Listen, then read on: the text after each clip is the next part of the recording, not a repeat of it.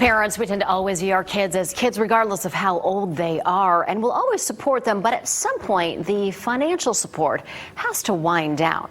Parents of recent college grads may be thinking about that and wondering when's a good time to pull that financial plug on things like cell phones, car insurance, and maybe even streaming services, and have them take on that responsibility themselves. And for some, that can be a tough question to tackle, so I got some advice from a financial expert. Bill Leavitt is a certified investment advisor and financial planner. He started his 3 daughters off early, having them pay for their own cell phones. But for parents who didn't take that route, when should they pull the plug on things like car insurance and cell phones? I think parents should make sure that by the time they get to graduation, they're prepared and can make sure that they can be on their own, pay their bills. A lot of parents are still going to continue to help their adult children. Leavitt says about 50% of parents do it in a way that jeopardizes their own financial security. The first thing parents should do is make sure that they are taking care of themselves, that they've saved for retirement, and they have done their own financial planning that puts them in a good place. I don't think that kids are going to be able to take care of parents. But this can be especially tough for moms who tend to put themselves last. Mothers need to be a little bit selfish and think about themselves, especially from a financial standpoint, and they want to make sure that they're taking care of the time that they need to do good planning. Make sure they're saving, make sure they're keeping their debt low. If you're going to be reining in the financial support for your adult kids, here's some tips. Be clear about what's going to happen. Be specific about what bills they will now be responsible for paying. Be kind in your approach. They may think they're not ready to take on that responsibility, so it could be stressful for them.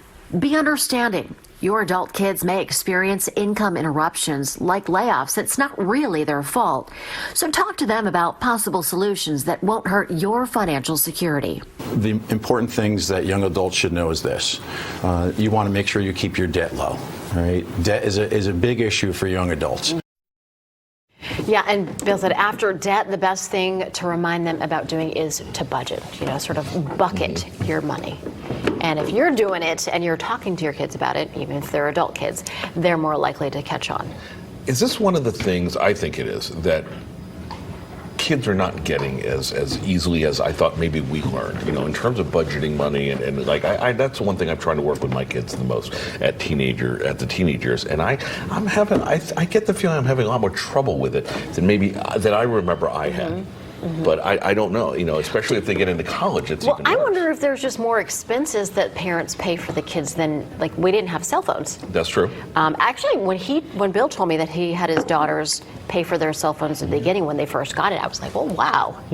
That's interesting, because having them take on that responsibility early, it helps them grasp that concept. Absolutely. Moving forward. And I think initially people are like, oh, wow, really? Because most kids get their first cell phones at 13 or 14 years old. Sure. But, I've still got a younger one, and maybe I'm going to do that one when she gets to cell phone age. God knows what they'll be using instead of a cell phone. There's a lot to talk about this, because parents may tend to say, you know what, it's cheaper for you to stay on my plan than to get your own. So you have the tendency to say, oh, you could just stay on because it's only an extra $30. Sure. You're saving money, but losing the experience and the But then, the kids are, even as adults, they're not paying for that expense on their own. The conversation I had with my daughter a few months ago, because she's now 16 and wants a car, and I think Grandma's going to be helping out with that. But she goes, I said, well, what are you going to do to work? She goes, well, I need to find a job. I said, I know.